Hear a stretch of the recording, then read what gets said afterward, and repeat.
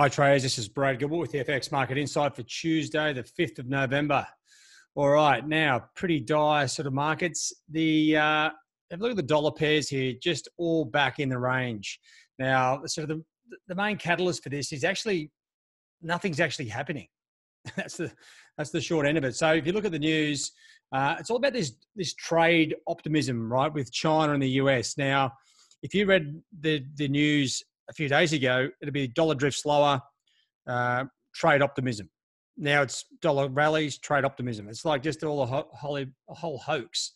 But what we're sort of seeing is, and you got the US factory orders falling a little bit. No real sort of major change, but you know what? The dollar's a little bit higher against most pairs. Now, but just give you a bit of a look, and we're generally looking for, the best trading opportunity each day. And when you come back to look at the major pairs, well, and I've blown these out a bit. You've got the Aussie just drifting back, nothing to think about yesterday, slightly weaker retail sales figures. We do have the RBA meeting today, right? And that's the interest rate meeting and statement.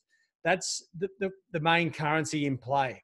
Okay, now the Kiwi, same sort of shape as the Aussie, but not a hell of a lot going on. These two pairs are holding on to recent gains. It's the only two pairs which are.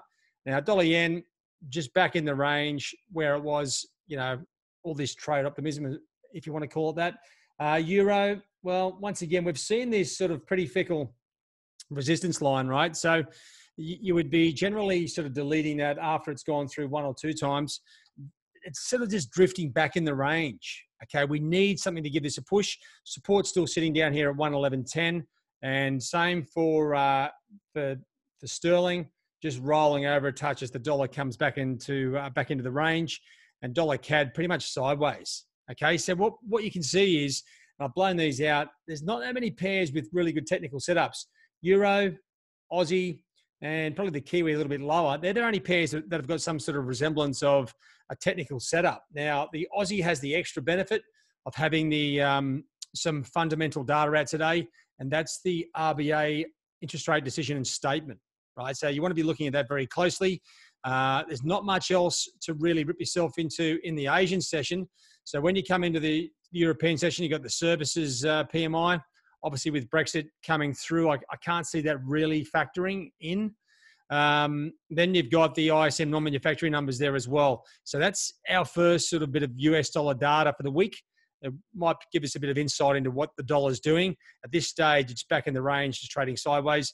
And early sort of Wednesday, the end of the Tuesday, I guess, employment change numbers out of New Zealand to keep an eye on there.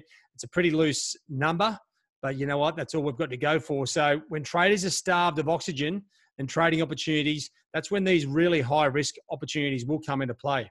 But today, for me, the best one will be the RBA interest rate decision and statement. Now, for those traders in Australasia, we do have the Melbourne Cup today, so it comes out pretty much the same time. You're either watching the race or watching the RBA. I can't see them changing rates after the current data, so don't worry about that too much. I'd concentrate on the horses. So, this is what we've got at the moment, and you can't control the analysis. All you can do is analyze the market and see where the opportunities are. To me, we don't have a hell of a lot to work with. And I've got to show you the US dollar. You can see sort of just drifting lower here now, back in the middle of the range. Not much to go by. Interestingly, the dollar yuan, right, slowly drifting lower.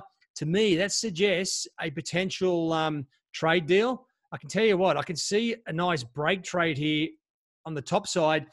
If Trump comes out and knocks back China and increased tariffs, we'll see dollar yuan up around 710. I reckon about 700 points higher.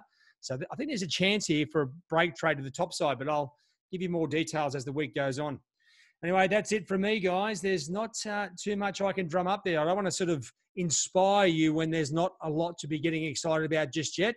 We've got a lot of data coming out this week. Just relax. It'll happen in due course. All right. Have a good trade day. All the best. Cheerio.